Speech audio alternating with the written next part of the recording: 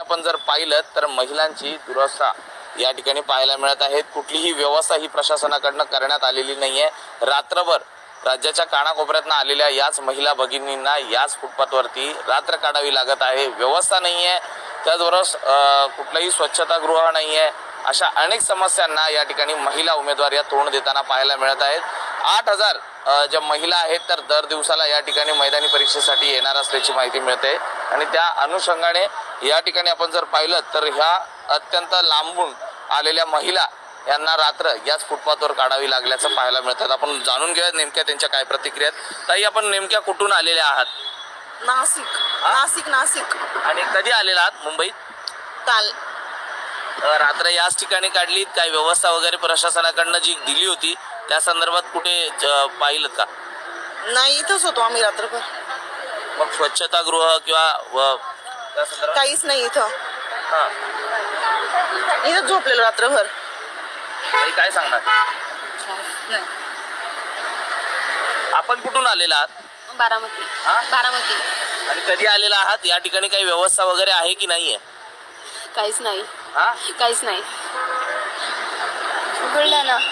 बुलढाण्यातून आलेला आहात? कधी आलेला आहात या ठिकाणी? परवा दिवशी।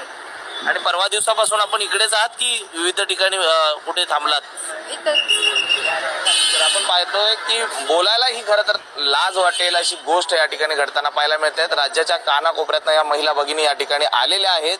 कोण बुलढाण्यातनं आलंय, कोण पुण्यातनं आलंय, कोण नाशिकमधनं आलेलं आहे, पण 2-2, 3-3 दिवस या ठिकाणी येऊन ते वास्तव्याला राहत असल्याचं पाहायला मिळत आहे। व्यवस्था ही कुठली नाहीये। नेमकं याबाबत आता तरी प्रशासन दखल घेणार का हे पाहणं महत्वाचं आहे। ताई, काय सांगशील ज्या पद्धतीने प्रशासनाकडनं या सगळ्या गोष्टींकडे कानाडोळा केला जातोय त्याकडे? त्यांनी पोलीस भरती करणाऱ्या आलेल्या विद्यार्थ्यांसाठी सोय करणे हे गरजेचं होतं। जर सर्व आलेल्या मुली काही मुलींचं ग्राउंड 8 वाजता, काही मुलींचं 9 वाजता, काहींचं पहाटे 5 वाजता, त्यामुळे त्यांची हाल अपेक्षा जास्त प्रमाणात होत आहे। तर प्रशासन यांच्या संदर्भात विचार करायला पाहिजे होता। बाथरूम वगैरे ठेवायला पाहिजे होते असं वाटतं। झोपण्यासाठी व्यवस्था पाहिजे होती, तसं काही नाही ते। पण या ठिकाणी प्रशासनाकडनं सांगण्यात आलं होतं की 3 ठिकाणी शेल्टर होम बांधण्यात आलेले आहेत किंवा त्या ठिकाणी व्यवस्था करण्यात आलेली आहे। शेल्टर होम बांधण्यात आले, पण इथे कुठे नाही दिसलेच नाही आम्हाला कुठे शेल्टर होम बांधण्यात आले। आणि नायगावचं ग्राउंड होतं तिकडे असेल, पण इकडे मरीन लाईनला नाही दिसले आम्हाला कुठेच। त्यामुळे आम्ही स्टेशनलाच थांबलेलो आणि इथे फुटपाथवर। तर नोकरीच्या एका ईर्षेपोटी या ठिकाणी राज्याच्या कानाकोपऱ्यातनं आलेल्या ज्या महिला आहेत ते कुठे रेल्वे स्टेशन तर कुठे अशी फुटपाथ या ठिकाणी राहत आहेत। या संदर्भात विरोधी पक्षनेते विजय वडेट्टीवार यांनी देखील एक काल व्हिडिओ पोस्ट केला होता।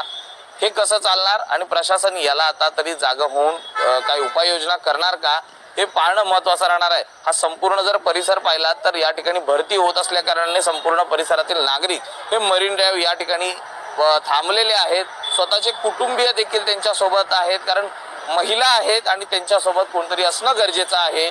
नोकरीसाठी ही धडपड या ठिकाणी त्यांना करावी लागत आहे।